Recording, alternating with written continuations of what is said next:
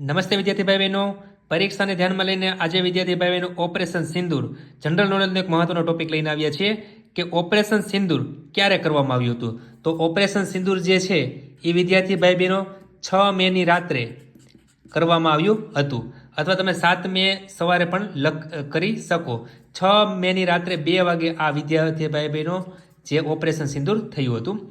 ભારત અને પાકિસ્તાન વચ્ચે કેટલા પ્રમુખ યુદ્ધ થયા છે?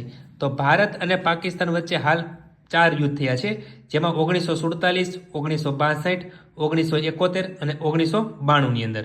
ઓપરેશન સિંદૂર જે છે વિદ્યાર્થી ભાઈ બહેનો, એનો મુખ્ય ઉદ્દેશ્ય શું હતો?